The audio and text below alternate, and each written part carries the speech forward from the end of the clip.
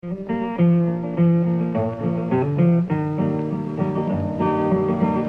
land is your land, and this land is my land, from the California to the New York Island. Okay, let's call the meeting to order. I believe it's 5:33 p.m. Hi, everyone. We have a new member, Allison. If you could introduce yourself and let us know a little bit about yourself, and then I'm going to go out of order if everyone approves, because poor Tim is on vacation. So thank you, Tim, for calling in. I appreciate it. Okay, Allison. Hi, everybody. My name is Allison Balsamis. I grew up in Woodbridge. I'm an Amity graduate. I moved back here to raise my kids. I work in the Registrar of Voters office on Wednesdays in town halls, the Deputy Registrar of Voters for the Democratic Party. I have 2 kids in Beecher, and I'm excited to get more involved in the goings-ons in town. I've known Leslie for a while now. Hi, Leslie. Hey, how are you? I'm Long time good. no see. I know. So I'm looking forward to working with everyone. Great. Thank you, Allison. We're very happy to have you. So welcome. I'm going to jump over, if I could. We are going to liaison updates. I know that Robert Klee will start attending the meetings as a liaison from TPZ next month. He just got back from vacation, so he plans on doing that. We know that Beth has indicated during the last board of selectmen meeting that the Board of Selectmen liaisons no longer are required to attend committee meetings in the interest of time. So Sheila will not be here this evening. Of course, she has offered her assistance when needed and would be more than happy to join us when we do need her expertise in anything. And Tim, I know you mentioned, I believe you were on vacation last month from meetings, correct? So is there any update on that end? And if not, I can move on to something that does interest you. Well, well, if I give an update, it probably is things that interest me. But that aside, no, that was a little misunderstanding. I wasn't.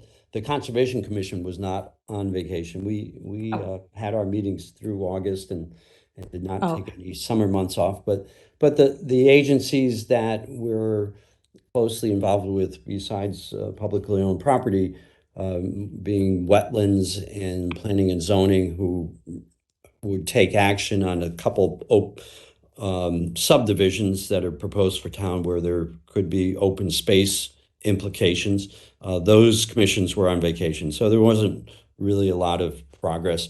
I will just mention one item, and I think last time I did talk about the Woodbridge Greenway, which is the series of open space that we have in town, owned by 3 different entities, but nonetheless, in those open spaces, through the efforts of the past conservation commissions, have been linked in what is a greenway and a Connecticut recognized greenway that's 20 years old now, and we're updating that description and that plan for the future for that greenway. We did find out a little bit unsettling that a key piece of property that is in the path of the greenway, known as the Demander property, is up for sale. And it turns out that while Eric Demander was a longtime trail master for the town of Woodbridge, and so he had the trail that goes through the greenway, and this is off of Seymour Road. The path went up his driveway, a shared driveway with the next door neighbor, and that trail was not protected in any way, and that property is now for sale. It's 12.5 acres. It abuts the Eldersley property, and it would be a significant loss for the greenway.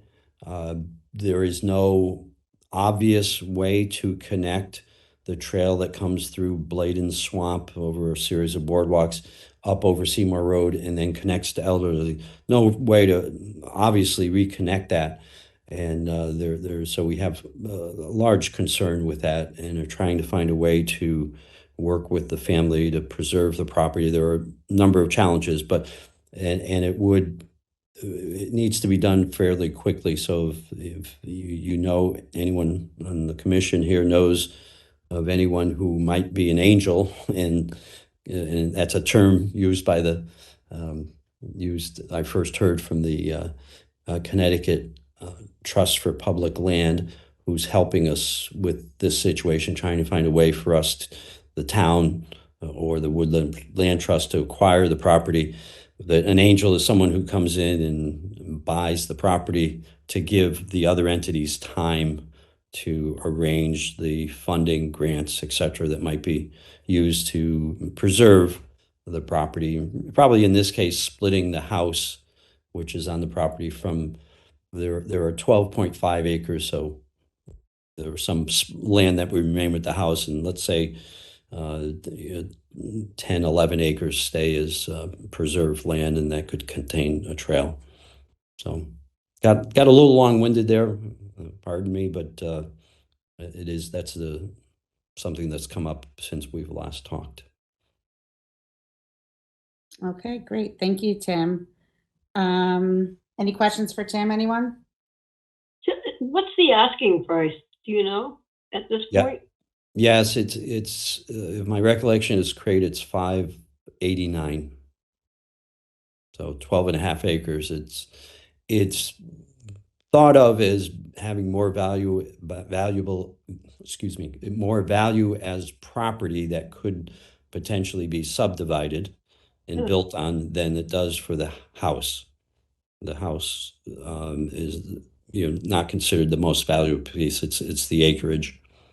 And there's a sketch of a subdivision plan, and the property has been listed two ways in the MLS service. One as a single family house with 12 and a half acres, and the other as a lot for building, to try to draw in somebody who might buy it to subdivide it.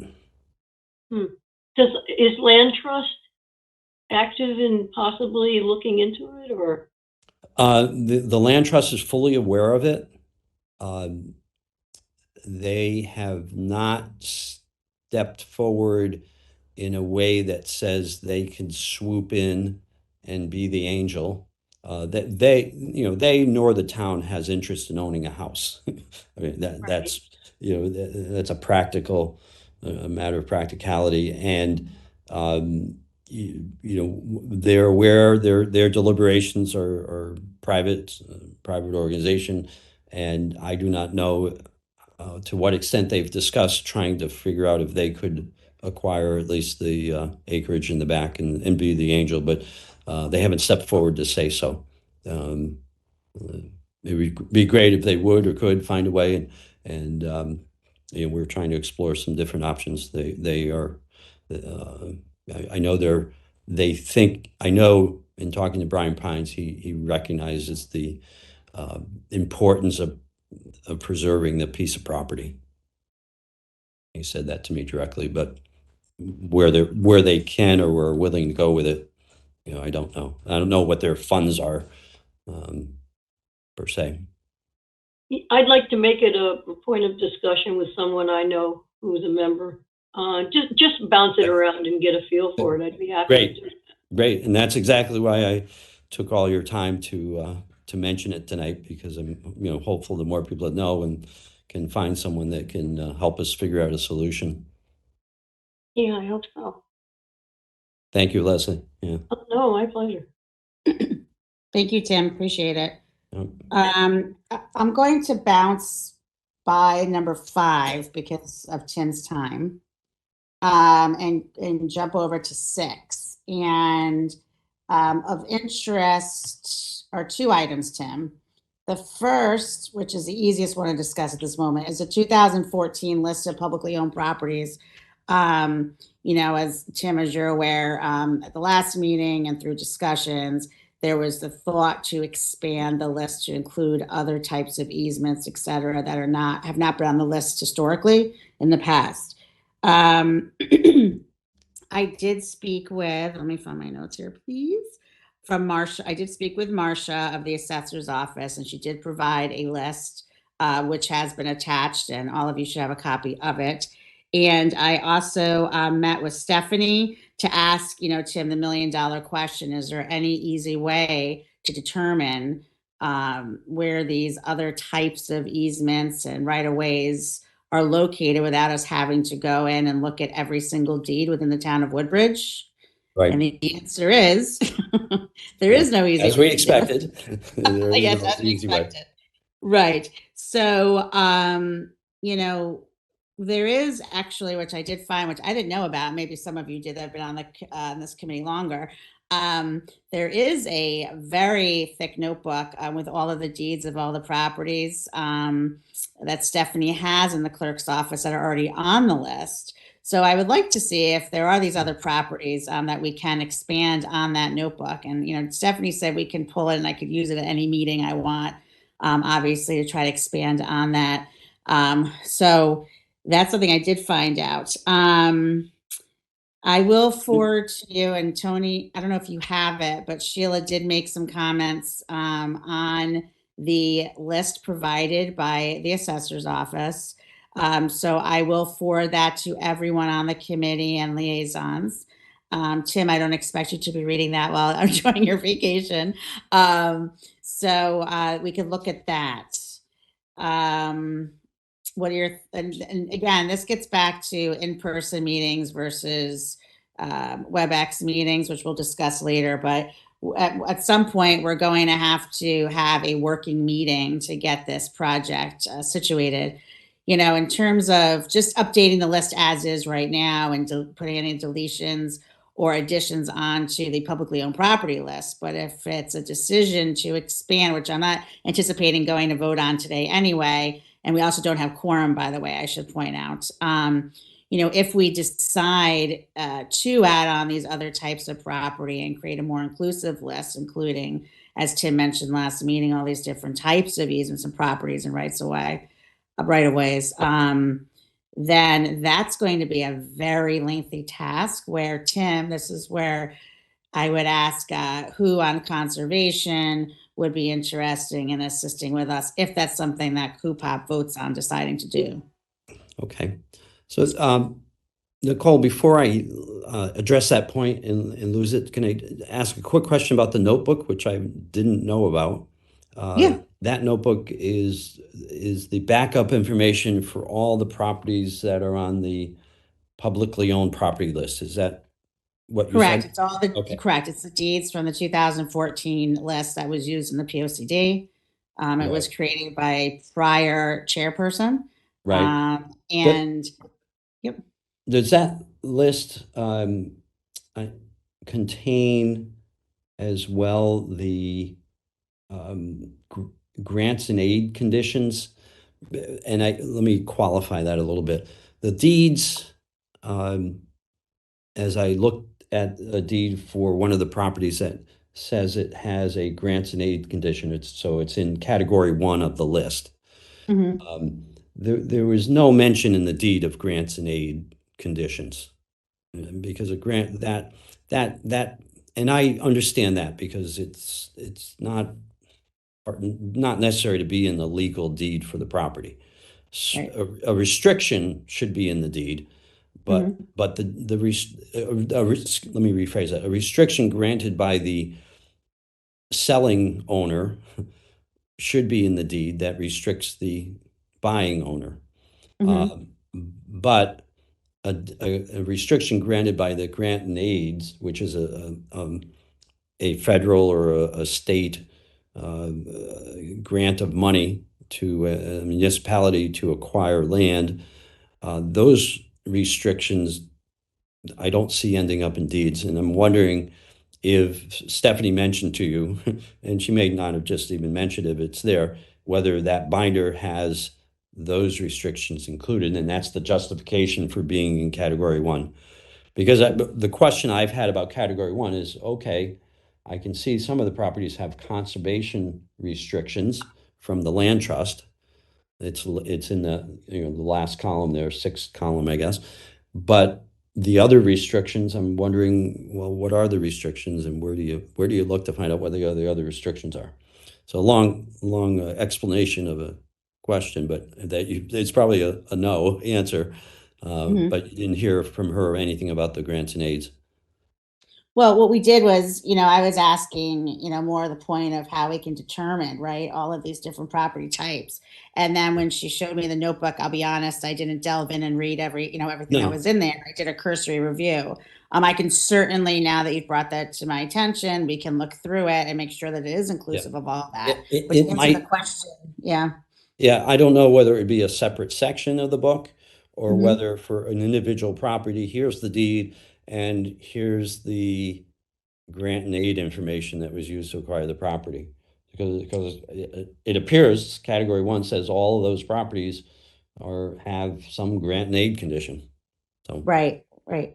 And I'm sure there's something in there. I don't want to speak 100%, but it was a pretty in-depth notebook with all of the details in it. But again, I cannot speak directly to that question. okay. Um, Yeah, that's fine. so yeah, and it's available to Yeah. Cupop, because it's Cupop's notebook that was created, like I said, a while back, so that we can kind of delve into those details, right, to ensure that that is present within So, the notebook and add to oh, it. all right. So Um, one of us will pop and look into the book and Sure. see if it's there. That's a great resource, and I'm excited to hear that it exists. And Yes, me too. It was a it surprise. saves you from pulling a lot of the deeds if you need to. Right, right. That's wonderful. As to your Yeah. second question, as the commission decides how you want to go about looking at the expansion for easements, then we can you figure out how the Conservation Commission can help with that.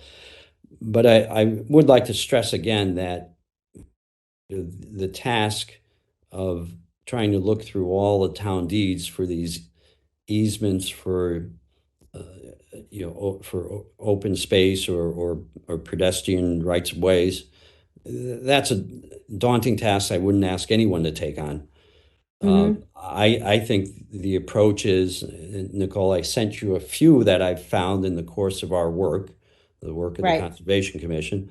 I don't doubt I'll trip over some more and send those on as well. And I think we use that as the starting point. And then I would suggest that we think of the with that list in hand, we go to the people who have been in town a long time, the Stephanies of the world, the Sheila has been around and she has that historical interest. And we go to the town council with the list in hand saying, can you think of any other property that has an easement on it?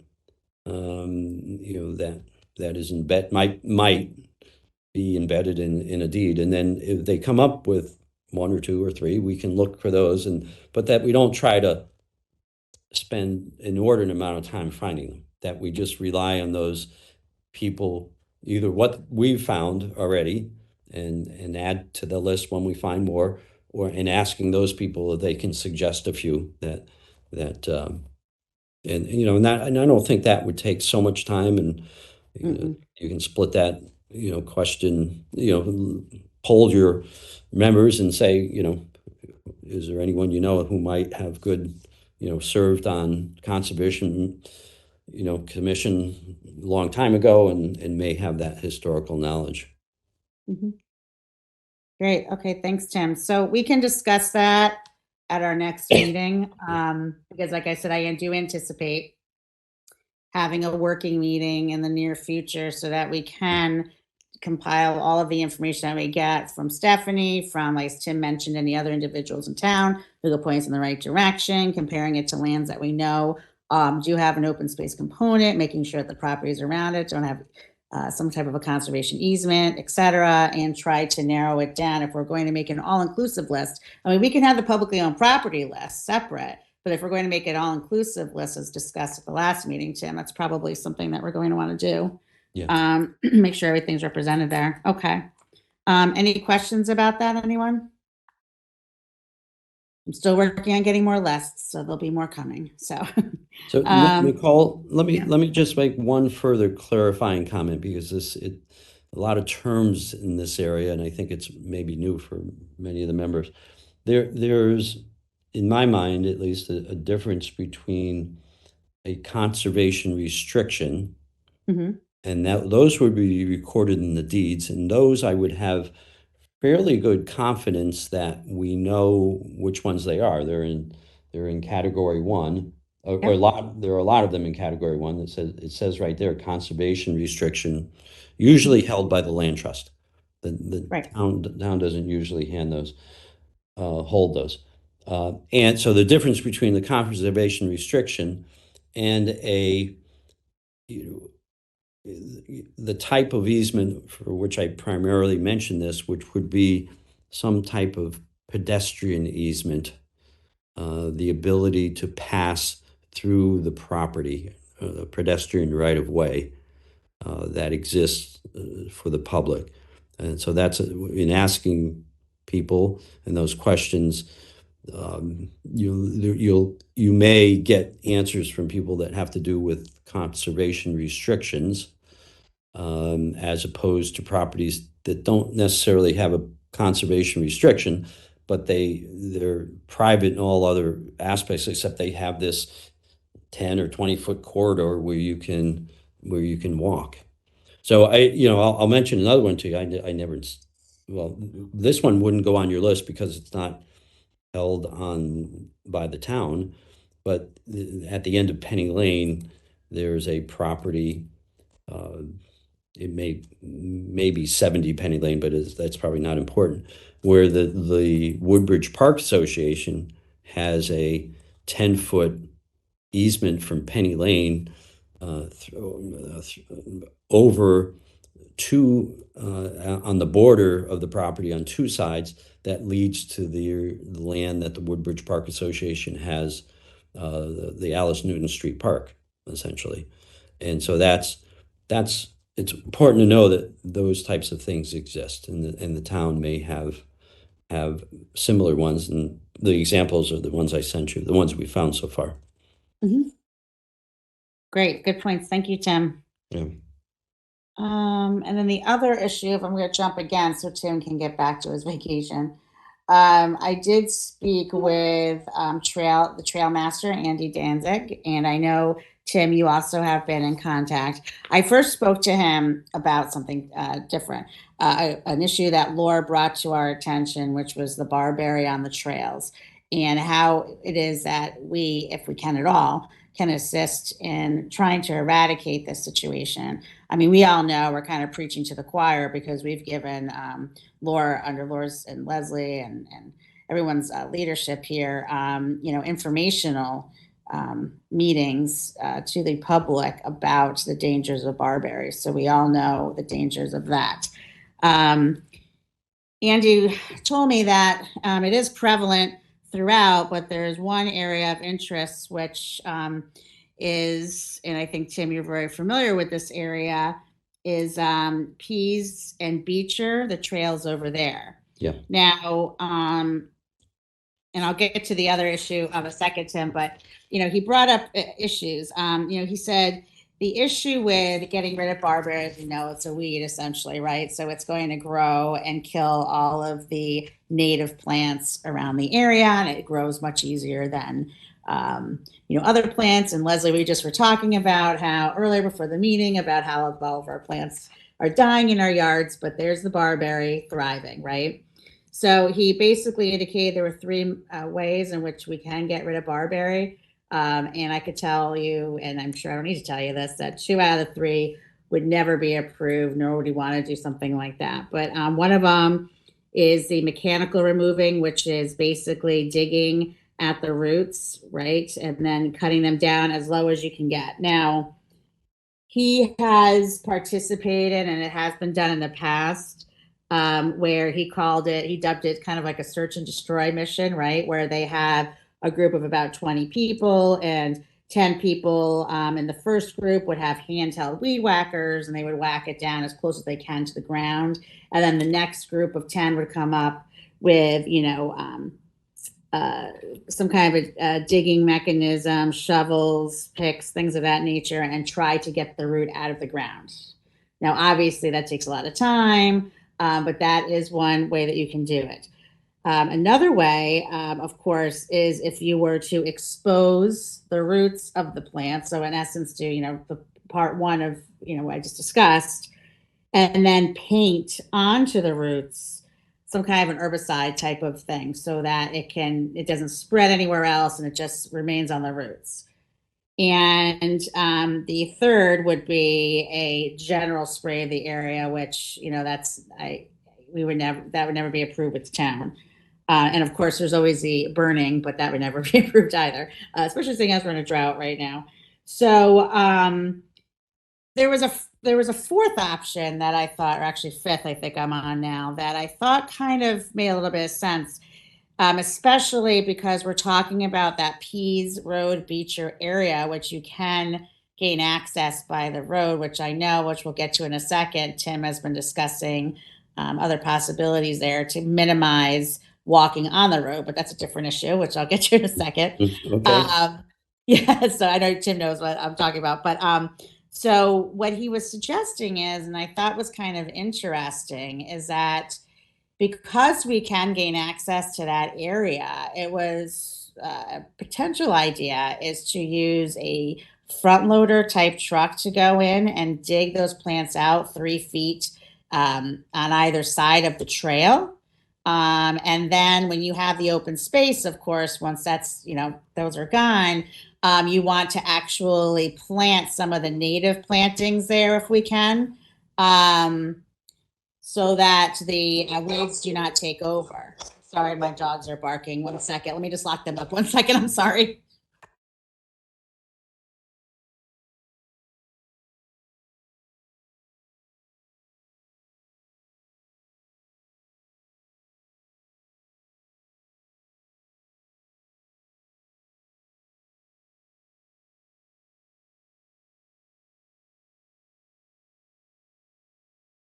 Sorry, I'm back. Okay, sorry.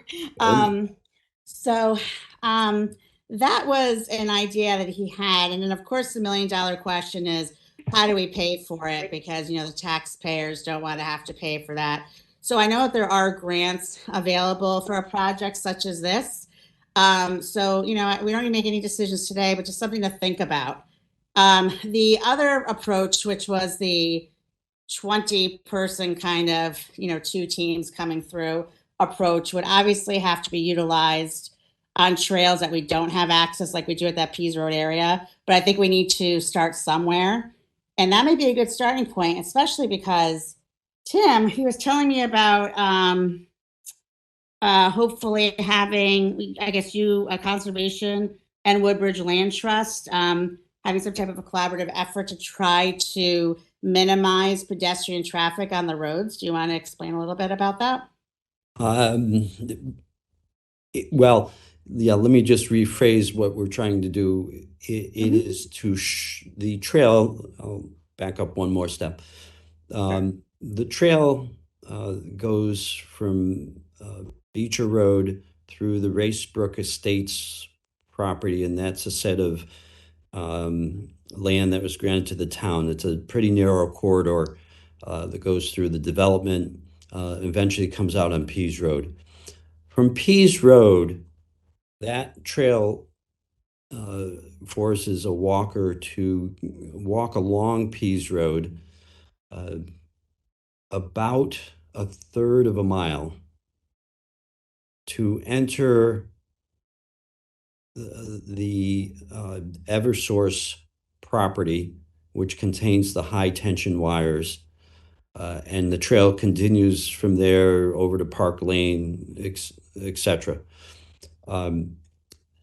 Having seen that and seeing people being forced to walk a third of a mile and looking at the layout of the properties, which on the one side, as I mentioned, is owned by Eversource, and on the other side, where it comes out on Pease Road, is owned by the Woodbridge Land Trust. I saw an opportunity to move the trail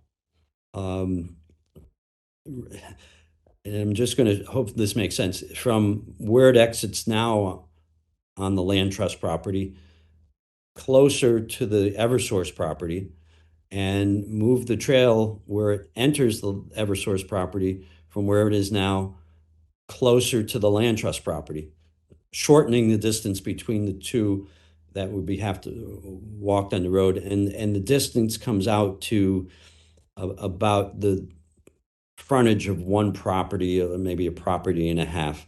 So it's a significant shortage.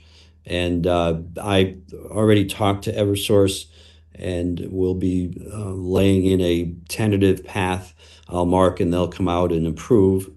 And the land trust, I think, will go through a similar exercise once the foliage drops in the fall. It's just easier to work at that time. Does that answer? I may have lost your question, Nicole, from the beginning to talk there, but does that answer your question more or less? It does, Tim. Thank you. I just was talking to Andy about the issue that we had brought to his attention, which was the barberry. Yeah. And when he mentioned this particular tract of land, and then continued talking about the possibility of minimizing pedestrian traffic, I thought perhaps this would be a good starting point for us to try to Well, if eradicate. we relocate the trail, it's going to go through a yeah, and he probably brought it up because as we looked at where on the land trust property we would have to relocate the trail, it goes through a very large patch of barberry initially. And so he probably had that in his mind. And I would say to his comment, and I really leave the barberry to Andy in terms of technically how do you deal with it. He's been very good about taking groups out and trying to address different places. And I know there's a big interest of him, and I would just ask him about, if you had the payloader in, why stop at 3 feet on either side of the trail? I mean, if you have access to it and can get to it, then why with a payloader, why not just take it all out? As long as you're not doing damage environmentally, I'll just say, to the area, to the land. But that was my only, as you said, that was my only thought. While it's there, we might as well get as much as we can, and that's easier than a person digging it out. Although I will say that to dig out the roots, there are pieces of equipment that I don't know that we have, not large mechanized pieces of equipment, but hand equipment that gives you a way to dig down and remove roots a little more easily. And maybe we need to look, it's going to be an ongoing problem. Maybe that's something we need to look into as a town. Right. I think that, it's a good starting point. As you indicated, we can utilize the trucks that are being used to move that trail to our benefit to kind of kill two birds with one stone.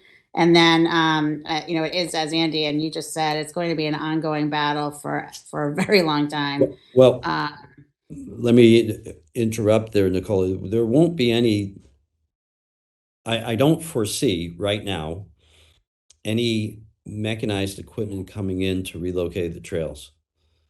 That's a usually in our types of trails, in our geography and where it has to go, it's typically just done by hand. Oh, okay. So go ahead, Leslie. Yeah, I was just going to say, just in support of your effort, one thing to note is we've had in the past, we've had several educational seminars through Cupop regarding this whole mess, especially with invasive species. And Laura and Nancy Polk had been quite active in trying to come up with some solutions. One thing that's really important that would help you is to, and really it was the impetus of why we had addressed it, was the tick issue. They're extremely tick-bearing plants. And at that time, Lyme disease, a bunch of people that we knew of, several people on Cupop had gotten Lyme disease. Laura had it several times. And, we all tried to, and we got bitten also, but we all tried to come up with some solutions. And that's how we started the whole issue about invasive species. When Okay. we had people from the agricultural station speak, we realized at that point, it was an incredible presentation, but we were realizing that at that point, and it's obviously not going to happen, and I'm not suggesting it does, but at that point, the only solution was burning with these incredible machines that he mentioned. We're not going to do that, I promise. I mean, that's not something I'm suggesting, No. especially now. But anyway, I would suggest at least also throwing on the tick aspect on the bandwagon too, to support your cause. Yeah. Yeah, no, I did not know that, quite honestly, and I think that's a really good angle and a lever for some people to perhaps help because people do, you know, they hear barberry, they hear a plant, and they don't think very much, but they hear Lyme. It's a different level of concern because people understand the severity of that, I think. And so that's a nice lever. And we Right. through that whole trail area, that one of the things we need to do is widen that corridor. It's a very narrow corridor, and you know that's another reason to get people after this. Um, The So I plant think that, itself apparently, oh, I'm sorry, I'm just going to say the plant itself apparently attracts deer and other species. and that's why it transfers That's over. why Yeah. they're, yeah. and Uh, the mice and the mice Um, and yeah, and then the birds pick up the seeds and drop them around the town, and then it's like it's going to be an ongoing battle forever. But I can just figured, in light of the fact that we may be able to kind of start going down that road because of the tick issue and the Lyme issue, and perhaps this would be a good starting point, as suggested by Andy, given the interest in this area with moving the trail and the access from the road. That perhaps, I know burning is the best way, but as Leslie said, there's Not no way really that's practical.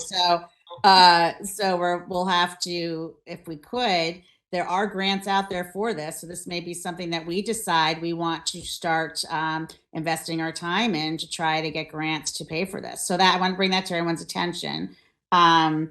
Tim, I know you're on vacation, and yeah. that was all I wanted to borrow you for, and then I can move Okay. on to the other topics so you can get along, Ver- go on with your vacation. Very good. I'm Okay. gonna then quickly jump off, and Okay. they'll catch up before they start dinner. Yeah. Okay. That's All right. You have right. to get your cocktails before dinner. Okay. Take Thank you. care. Yeah, welcome. Thanks. Bye bye. Thanks, Tim. Bye-bye. All right, great. So I'm sorry I'm going out of order, everybody.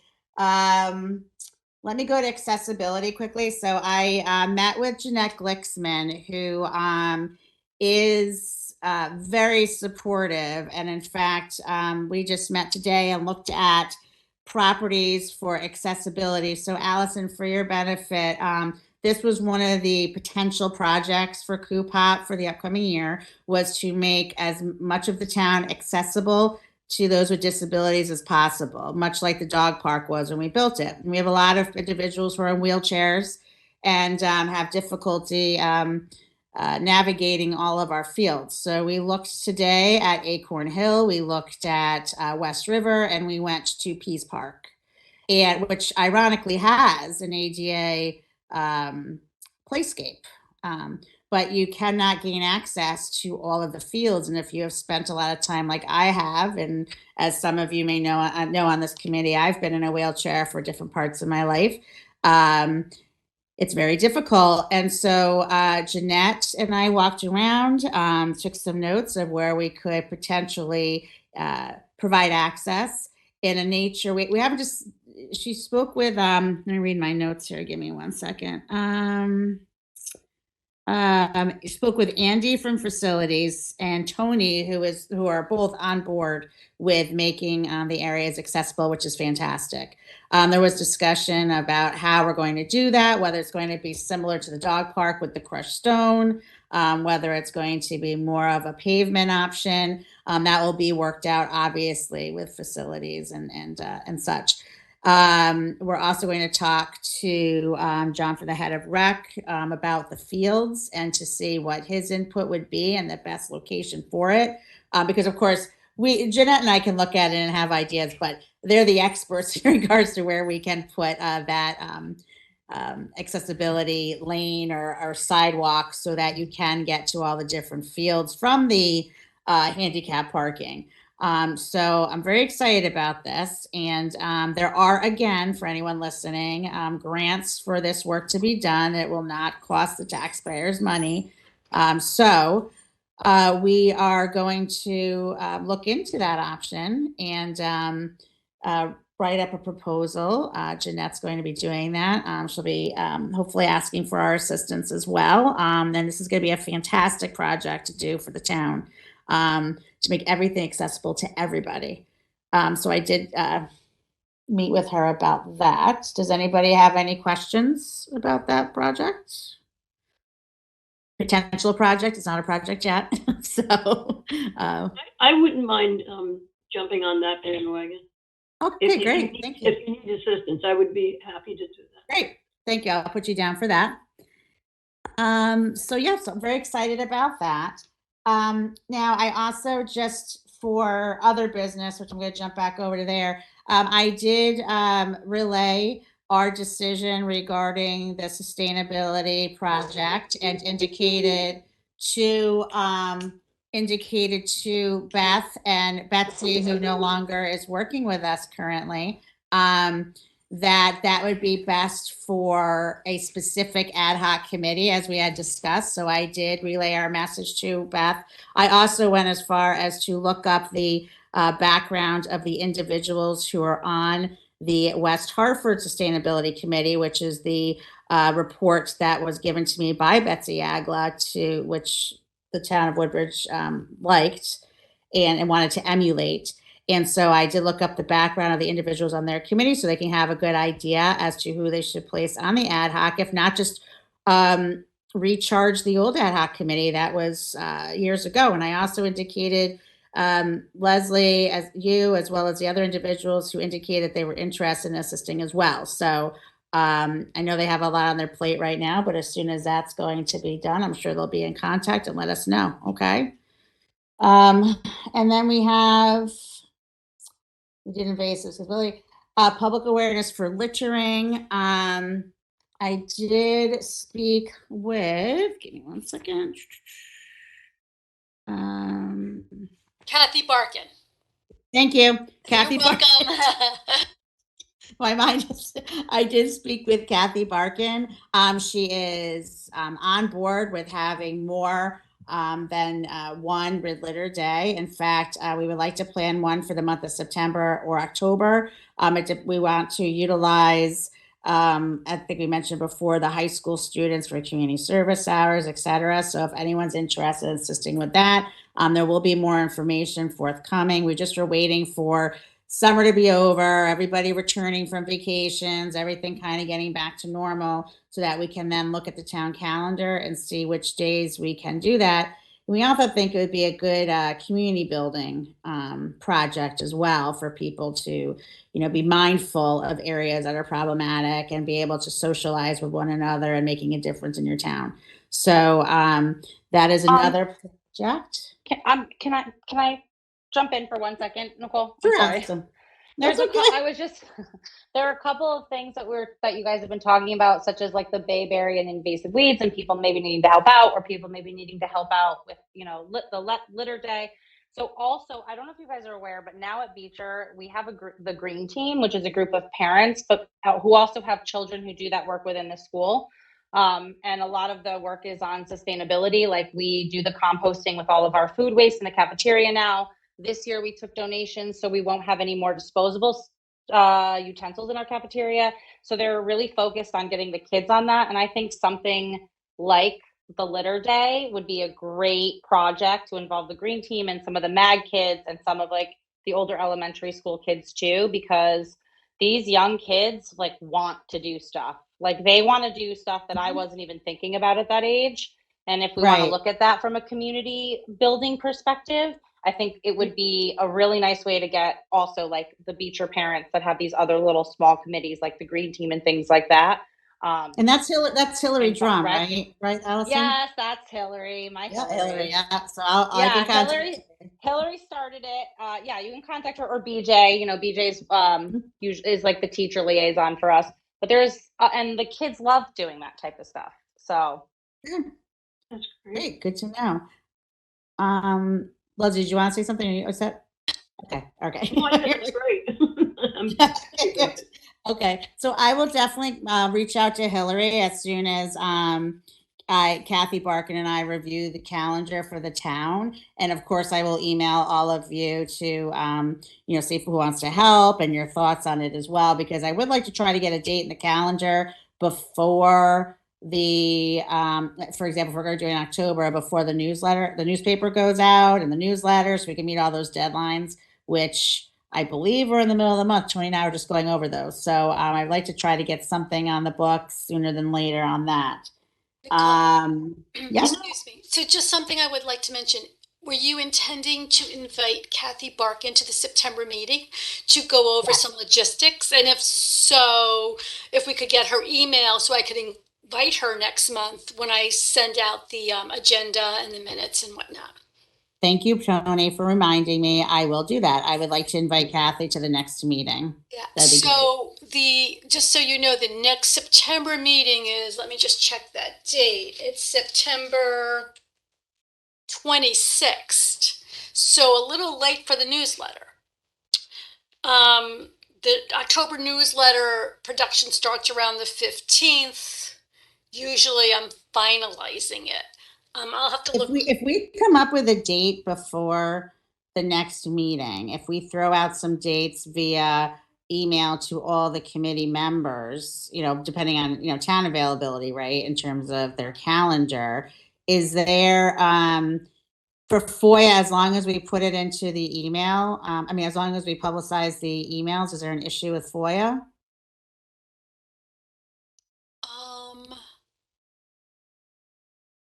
I think we should check with Stephanie on that. Okay. That's what I would think. And you'd also want to look at the community calendar to make sure it doesn't conflict with other events or things that are going on. There is the road race that first weekend, I believe, in October. Okay. So we could always talk offline if you'd like. I mean, I could show you where on the calendar to look, but there are other events that you might just want to be cognitive of or see if it makes sense to piggyback. I would, if we could get a date, I could certainly include it in the newsletter and put it on the website, and we could put flyers around. So, all those things. Tony, could we just, if we wanted to come up with a date, then if there is an issue, discussing it via email, we could always have a quick 5-minute meeting about a date, right? Yeah, you probably could have a special meeting, but I would think that if you asked Stephanie, or when I get back next week, I'm going on vacation. If we just checked with her and said, if you could just throw out a date, speak with Kathy Barkin, say Kathy's available, who would like to participate, and is that everybody might not be available, but as long as there's not a conversation about it, I don't believe it would create a freedom of information issue. But I would just confirm with staff. So if you're just saying, hey, this looks like a good date, who can't make it, and just you get a few people saying I'm not good for me, you could then decide, because obviously you'll never get a date where everybody can make it on a weekend.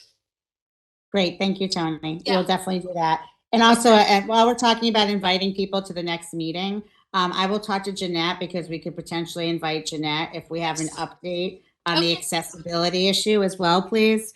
And I think that would be it. I do at some point want to invite Dwight Rowland about the old firehouse / community center to see what the progress is on that. But perhaps because we will potentially have 2 individuals we're inviting next month, we can hold off on that. I think they've only met a few times. So if that's, we could discuss that. Okay. So then you could always let me know if I could help in any other way next week.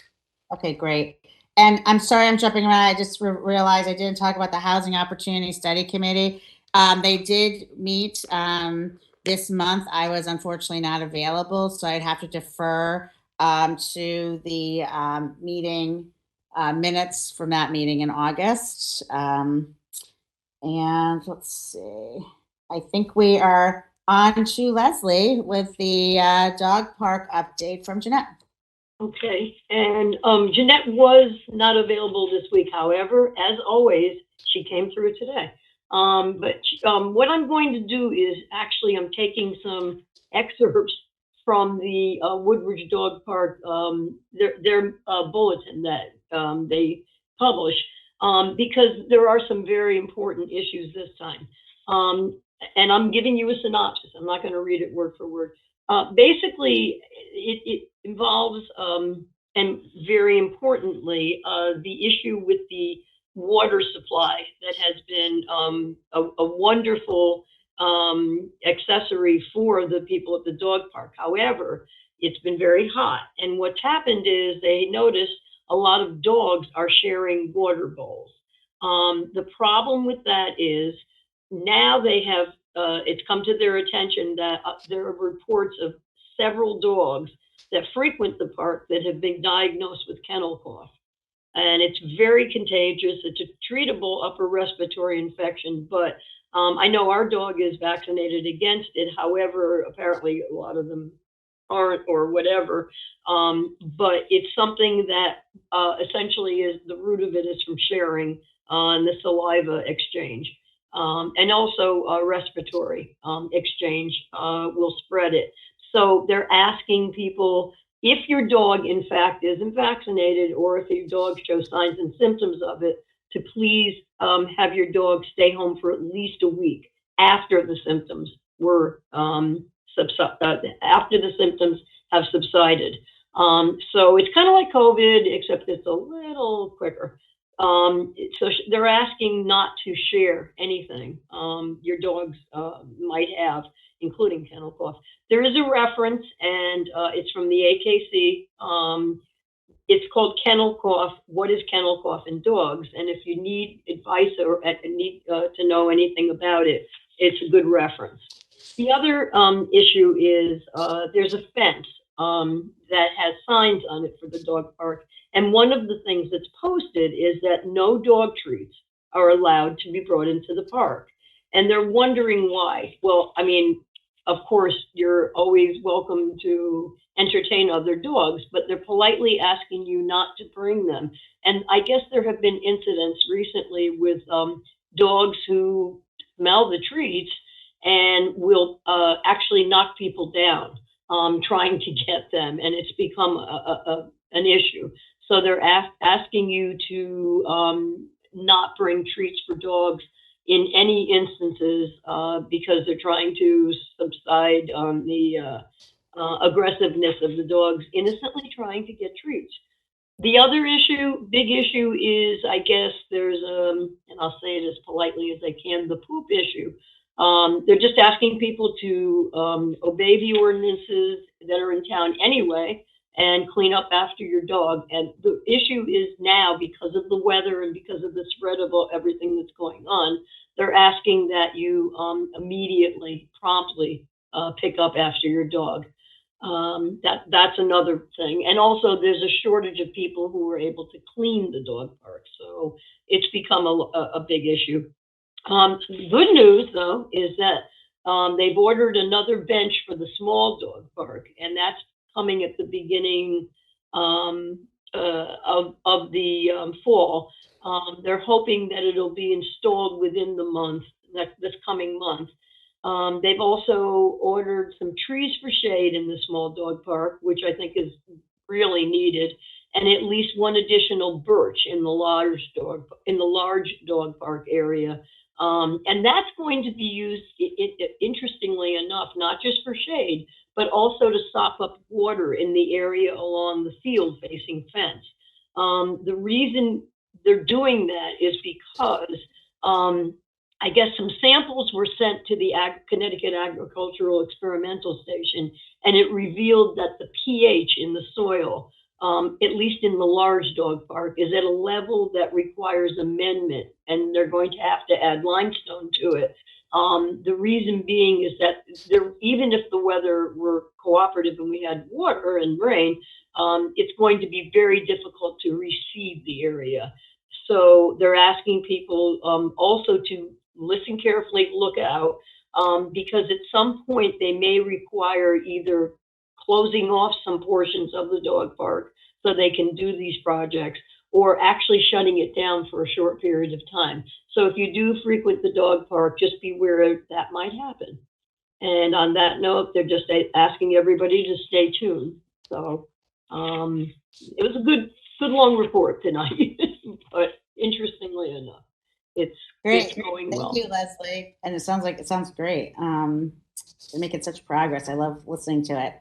Although the poop thing is just ridiculous. I mean, that's already in play. I mean, I feel like they should get a camera at this point and force the fine, you know? I mean, it's just so ridiculous, you know? No, it is. It is ridiculous. And I know, you know, people, I haven't been there recently. I can't lie to you, because our dog isn't good there. But I know that many of the places we've either gone by or attempted to use offer poop bags.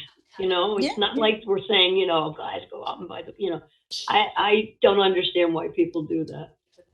Me neither. It just ruins it for everybody else, Bob. All right. Well, thank you, Leslie. I appreciate it. No. Laura's not here for the DEI update, so we can table that for the next meeting. The next meeting is scheduled for Monday, September 26th. And are there any new items for that agenda? It sounds like we have a pretty packed agenda, but are there anything else that people want to add on? Or are we happy with the projects that we will be discussing further? We're good? Okay, great. So if nothing else, do you have any questions? Allison, do you have any questions? I know you're new. Any questions or just taking it all in? No, I mean, you gave me such a great overview when we spoke the other day, and I read over the, you know, minutes from last meeting. So I think your focus, especially on accessibility, which is a big thing for me. So I'm all for that. And I think the projects sound great, and I'm looking forward to getting into them and being able to assist you with them. So I'm good for now. Thank you, Allison. Thank you for joining us on the committee. We're very happy to have you. I'm very excited. We will have a full committee next meeting, so. Yes, I hope so. We should. Yes. Just a question, will you be letting us know if anything does come up about the accessibility issue, you know, between now and the next meeting, and if there's anything we can do? Sure, absolutely. I think at this stage, we are just, and by we, you know, it's really Jeanette that's doing a lot of the work, talking to the different departments and which department will do what, and making sure that everybody's involved, because I do love collaboration. So I think that things get done quicker when we collaborate, which she's in agreement on. So I think that it's going to be a great team effort, and this will happen. We have a lot of support, and I will absolutely keep you, you know, in the loop, so to speak, as soon as I hear something. And hopefully we will have great news. I know it will get done. It's just a matter of getting the grant money, to make that available and determine who's going to do what for us. So a lot of support. So I'm very optimistic. Okay. Great. Well, thank you so much. And Leslie, I'll let her know that you're interested. Allison, I will definitely be reaching out to Hillary about assistance with the other. And we will certainly be in touch, and I'll keep you all posted on all of our projects, because hopefully by next meeting we'll have a timeline and we can start talking about what our deadlines will be for all of the projects. Okay. Sounds good. Thank you. Great. Thank you, Tony. Thank you. Night. Good night. And I was strolling, and the wheat fields waving, and the dust clouds rolling, as the fog was lifting, a voice was chanting, this land was made for you and me. This land is your land, this land is my land, from California to the New York Island, from the redwood forest to the Gulf Stream waters. This land was made for you and me. This land was made for you and me.